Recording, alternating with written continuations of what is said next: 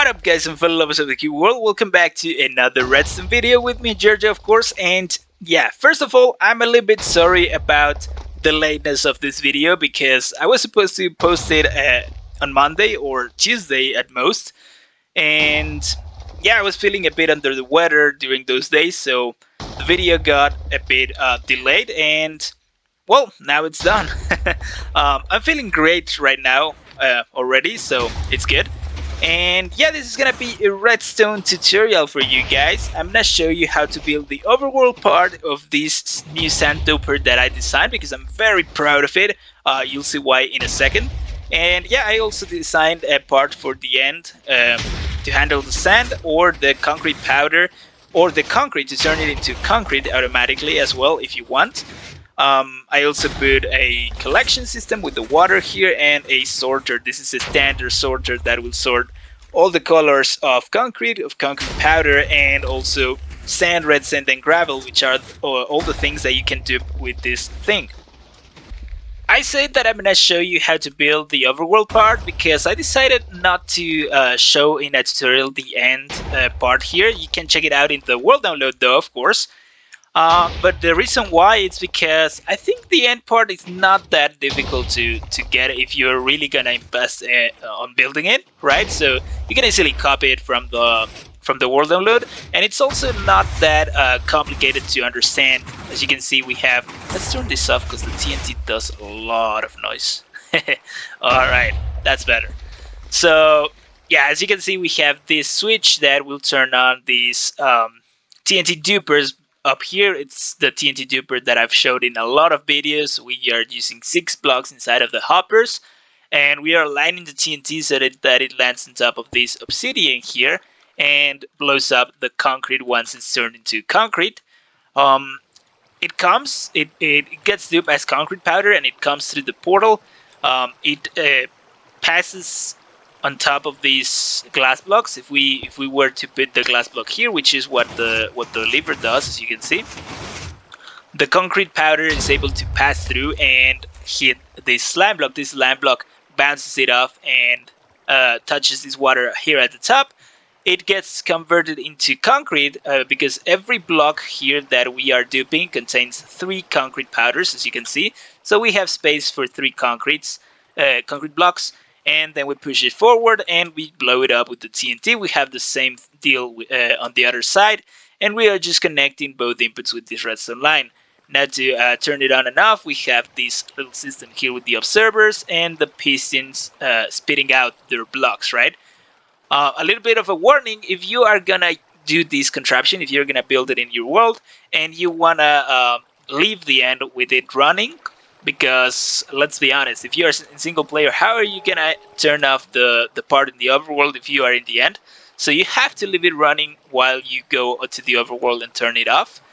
And if you're gonna do that, then you have to have the lever on the off state, because otherwise, as you unload the end, then your TNT could be in a wrong spot, and the next time you come here, your whole thing will be blown up. So yeah, that's the only warning. I've put these walls here, this endstone wall here in the corner, and well, here in the other one I didn't need to because we have the end island. But if you have the obsidian platform a little bit on the other side, then we have to place the other wall here on this corner, and that's just so that the items don't jump into the void outside of the water streams. Otherwise, everything else, it's very simple. We are just funneling everything here to the water stream at the bottom, and we are using the standard sorter that you've seen many times, I'm sure, here at the back, and we are sorting all the concrete and concrete powder.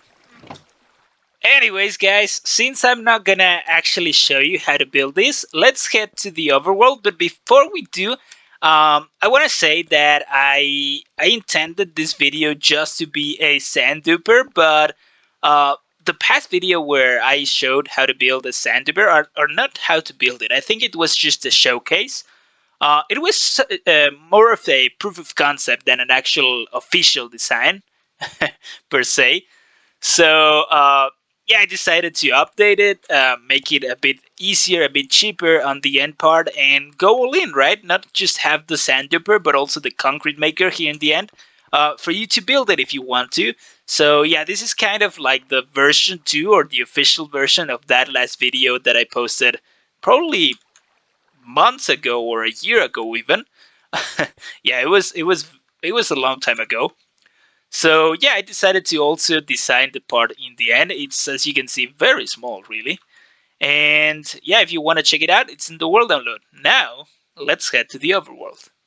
Alright guys, so here we are in the overworld, and this is the actual part that I want to show you in the tutorial. As you can see, here is the thing working in the overworld. It's very loud, I'm so sorry about that. But yeah, it looks very nice. It's all coordinated and stuff. Let's turn it off. Alright. Yeah, we turned it off in wrong time, because as you can see, all of the concrete powder is gone. So that can happen every so often if you turn it on, turn it off, sorry, at the wrong time. But to fix it is very easy. You just have to grab your concrete powder again and place it on top of these slime blocks here.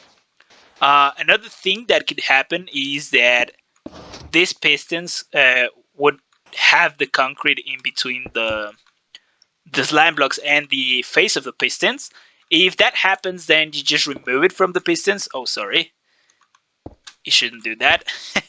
Yeah, you should only remove it from the pistons. The pistons will immediately extend, and then you replace it here on top of these slime blocks again. Now, this is the whole thing already built. As you can see, we are taking advantage of the 4 sides of the portal. But I will show you in a moment how to build each of the modules, which we have right there. And this is joined, or these are joined together because of this lever here at the center. You can check the world download to know how to do this. It's very, very easy. We're just using a lever here at the bottom to turn off this redstone torch, which turns off all of these redstone lines that, as you can see, connect with a repeater to each of these 4 obsidian blocks that we have all around the thing. Once it does that, the whole thing is activated, as you can see right here. So yeah, that's the way to do it. And yeah, that's the whole thing. Oh, by the way, guys, if you are gonna build it in your world in survival and whatnot, you're gonna probably and most definitely need a chunk loader. A portal-based chunk loader will do, because right now I don't need one because I built this whole thing in the spawn chunks, inside of the spawn chunks. But I don't think the strongholds can appear in the spawn chunks or anywhere nearby them, right? So yeah, a portal chunk loader should be enough to load the overworld as you are, or while you are in the end loading the other part of the contraption. It shouldn't be that hard. You just look for chunk loaders tutorials on YouTube. I think I have a design of chunk loaders. Actually, I'm pretty sure I have one, but I don't think I have made a tutorial ever for it. So yeah, I don't know if I ever will, because the last time I said I would, but I have never made it since then. So yeah, I keep forgetting, or I keep doing other stuff that I find more entertaining, like, for example, designing a sand duper, than just making a tutorial of a chunk loader. But you should be able to find a ton of designs on YouTube. Anyways, yeah, the right spot to place this chunk loader should be either inside of the chunk that contains the portal and the whole contraption, or one chunk to the side, so it can be in any of these chunks, and your whole thing should be fine. So you first turn on the chunk loader, then you turn on the machine here. You wait a bit to see if it's working, and then you can go to the end to load the end part. And that's how you should use this machine. So anyways, that's for the explanation. Let's now get into the tutorial, right? So in order to start the tutorial, let's actually see how to break the portal frames, because I'm pretty sure many of you already know how to do this, because it's been a trick in the game for a long time. But if you haven't, this is how you do it. So first of all, you put 2 blocks down from the center of your end portal frame line that you want to break. So 2 blocks down, then 1 block to the outer, to the outside side of the side of the end portal, and then a third block. I'm using here puzzle because I am in plain daylight, so I won't be able to plant the mushroom here if it was dirt. But yeah, inside of the stronghold, there's not much daylight, so you should be able to plant the mushroom in a dirt block. Now you've got to check if there are no blocks around this area, 2 blocks outside of each of the sides of the dirt block. And yeah, it doesn't matter if you have a wall here as long as it is not passing into the area of the 2 blocks outside of the dirt block, right? Then you're gonna place a ceiling block, or you can have the ceiling here, it doesn't matter, as long as there's a block on top of this dirt block. And on the 6th block, I'm pretty sure, yeah, on the 6th block, counting from the block on top of the dirt block. Now this will already allow you to grow your mushroom, as you can see. But if you have a wall here at the side, right here, it's gonna take a lot of bone meal to grow the mushroom. So if you don't want to waste a lot of bone meal, I mean, bone meal is really cheap, so it wouldn't matter to me. But if you are low on bone meal, then you probably care about this. So the only thing you have to do is increase the space blocks between the dirt and the wall by 1 block. So instead of 2, make it 3. And that's how you remove the end portal frames. Now be sure to actually follow this L shape here and then the dirt block, because otherwise you're gonna make the mushroom grow inside of here and you're gonna remove the end portal. And you probably don't want to do that, right?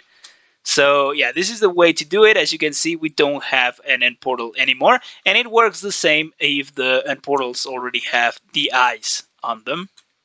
So that's how you remove it. So now let's start with the actual tutorial, guys. Let's imagine these iron blocks are the end portal, as you would have it, and these glass blocks are the portal frames. So we are gonna copy this system here on the other side, so you can have that one as reference if you are following through. I mean, following along. I always say through. I don't know why. But anyways, we already removed these end portal frames, and if you want, you can remove all 4 right away. But yeah, we're gonna build the system in a modular way. So if you want another one of these, you're gonna have to build it here, then here, and then here. I mean, if you want all of the 4 sides to be used. Otherwise, you can just build, I don't know, this one and one here, and you have 2 sides, or one and the other one here, as we are gonna do in a second, or maybe just one, and that's all you need, right? But anyways, we're gonna place a temporary block here at the side. If you still have the end portal frame here, you're gonna use that one as your temporary block. Then we're gonna place another temporary block and an obsidian block right below it. Then we're gonna place another temporary block here, and we're gonna place an obsidian block below it and an obsidian block here to the side. We can now remove it. And we're gonna place a lever here to the side of the obsidian block, and we're gonna turn it on. The next thing we're gonna do is grab another temporary block. We're gonna place it at the bottom of this obsidian block, and then we're gonna surround it with solid blocks. And as you can see, we have 2 cradle shapes, one made of obsidian and one made of solid blocks. And then we're gonna place a redstone dust right below this obsidian block that has the lever. Then we're gonna place a repeater reading this block with the redstone dust. You can actually turn this redstone dust like this, it doesn't matter. And it's gonna be set on 2 ticks, the repeater.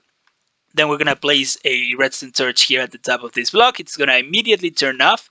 And then we're gonna place a repeater here, this time on 3 ticks, reading this obsidian block with the torch right below it, and facing into the obsidian block with the lever.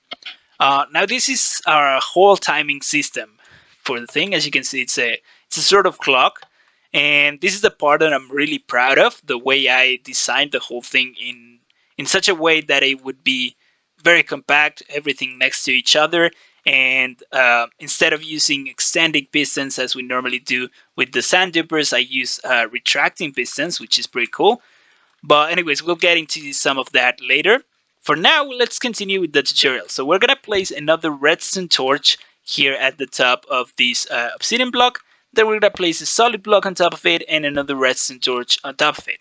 Then we're gonna place a repeater reading the redstone torch facing outside of the portal, and then we're gonna place another solid block right there with a sticky piston facing downward right next to it. Then we're gonna place two more sticky pistons also facing downward right next to that sticky piston, so they are all three in line.